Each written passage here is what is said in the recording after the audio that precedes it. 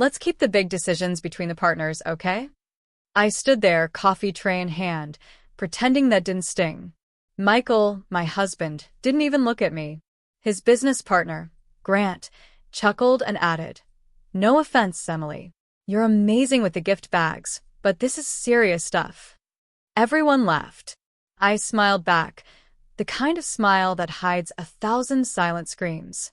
I walked out of the room slowly, heels clicking against the tile like applause no one meant. I didn't drop the tray. I didn't slam the door. I just left. Outside the conference room, no one noticed me pause by the hallway window. I watched my own reflection. Just the wife. That's what they called me when they thought I wasn't listening. She just tags along. Emily's sweet, but doesn't really get the business. I heard it last week. And the week before. And I never said a word. But something was shifting. Something had already changed. They didn't always talk to me like that. Not at first. When Michael and I got married 8 years ago, he used to tell everyone I was the backbone of everything. He'd smile proudly when he said it, hand on my back, telling people how I supported him through grad school, how I kept us afloat working 2 jobs while he chased his dream of starting Miller and Grant Consulting. But over time, the gratitude turned into assumptions. I became the default scheduler, the emotional sponge, the errand runner. When Michael's company started to take off, so did the distance between us. I'd make dinner, and he'd be on calls, barely speaking. I'd send client research I'd spent hours gathering. He'd skim it and never credit me. Once, I even designed a full pitch deck while he was sick. They won that client. He said thank you once in private. And then there was his mother, Sharon. She'd call me darling, with a smile too tight to trust. Every Thanksgiving, she'd toast Michael's brilliance and say, "We're lucky Emily supports the genius in the family." I'd laugh along, holding my wine glass with trembling fingers. Even when I was younger, I played this part. Always the good girl. My father used to say, "Emily, don't rock the boat. Just be helpful. Quiet girls get far." And I believed that until I realized quiet girls just get ignored. I planned anniversaries. I remembered his coworkers' birthdays. I sat in the audience for every industry award Michael ever received, clapping hard enough to hide the ache. I did everything right, and it still wasn't enough. Worse, it wasn't even seen. So I stopped trying to be the woman they expected. And I started remembering the woman I used to be, before love made me invisible. Because under every "just the wife" comment, there was a woman who had built more in silence than they ever could in noise. It was a Thursday morning when the final crack turned into a break. I was in the kitchen, making coffee like usual, when Michael came downstairs holding a folder in his hand. His tone was casual, too casual. "Hey, just a heads up, we're restructuring a few things at the firm. Nothing major. You probably don't need to worry about it." I looked up from the coffee pot. "What kind of restructuring?" He hesitated for a second, just shifting some titles around. "Grant and I agreed it's best if family stays out of the operational stuff." Family. That's what I had become, a vague category that needed boundaries. "Are you removing me from the board?" I asked carefully. He didn't meet my eyes. "It's cleaner this way. Optics matter. People talk, you know?" I stood there holding the mug, heat burning through my fingers, but my body felt cold. No conversation. No discussion. Just a decision, handed to me like a done deal. And when I didn't yell or cry, he smiled like he was proud of how mature I was being. "Thanks for understanding," he said, brushing past me. I nodded. But inside, something inside me went completely still. They didn't just push me out of the room. They erased me from something I helped build. And for the first time in a long time, I didn't try to hold it together for someone else. I just let go. After that morning, I stopped trying. No announcements. No passive-aggressive posts. No dramatic exits. I just quietly stepped back. I stopped preparing client briefs. Stopped organizing team retreats. I removed myself from the shared calendar and left the board advisor title off my LinkedIn profile. It wasn't mine anymore anyway. I even unsubscribed from the firm's internal updates. No more late-night edits. No more unpaid brainstorming. No more being the ghost behind the curtain. Michael didn't notice at first. He was too busy playing CEO with Grant. Too busy hosting lunches with investors whose names I used to memorize, so he wouldn't forget them. At home, I became quieter, lighter.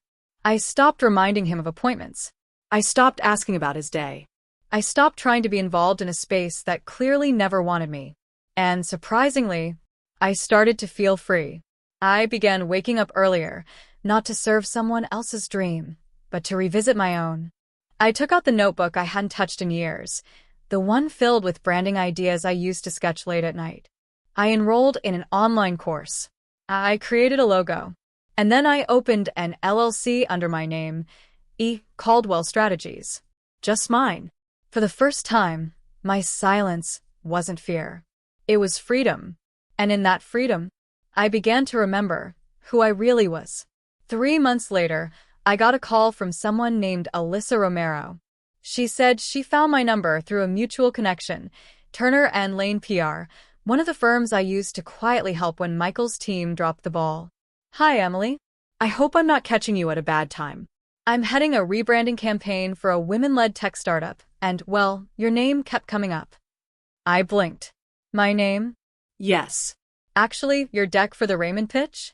People still circulate it internally as a gold standard. I had no idea it was yours. My hands froze on the keyboard. That pitch had brought in a $2 million client. Michael and Grant had taken the credit. Alyssa continued, "We're done hiring boys in suits who don't listen. We need someone who sees what others miss. You were behind that campaign, right?" I didn't know what to say. Later that night, I found out she had posted about it on LinkedIn. Shout out to Emily Caldwell, the strategic mind behind one of the most effective campaigns I've ever seen. Don't let titles fool you.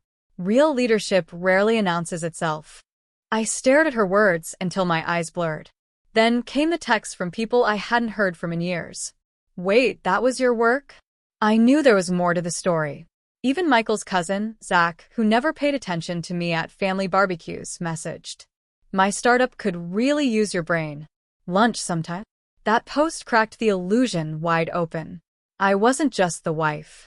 I was the strategist, the closer, the mind behind the curtain. And now, people were finally starting to see it.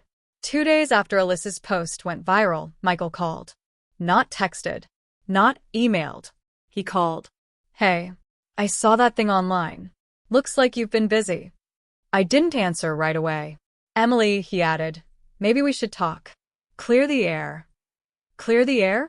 As if what happened was some miscommunication and not a slow erasure. Later that evening, I got a call from Sharon, his mother. "Sweetheart, I just want to say we never meant to hurt you. Things got a little out of hand. You know how fast business moves." Fast? No. It hadn't moved fast. It had moved over me. She hesitated. "Would you mind asking Alyssa to take down that post? It's causing confusion about the firm." Ah. There it was. Not concern for me. Concern for their image. Even Grant reached out. "We always valued your input, Emily. Let's reset. Come by the office. Maybe we can talk about getting you more involved again." Now that the world knew my name, suddenly I was valuable. But I had no interest in being allowed back in. I didn't yell. I didn't rant. I didn't even remind them of all the times they had dismissed me. I just listened. Politely. Silently. And when the time came to respond, I said, "Thank you for reaching out. But I'm good where I am." Click. No drama. No door slamming. Just the quiet sound of a woman who no longer needed permission to matter. A week later, I received a handwritten letter in the mail. Not an email. Not a DM. A letter. It was from Alyssa's grandmother, Clara Romero. "Dear Emily, you probably don't remember me.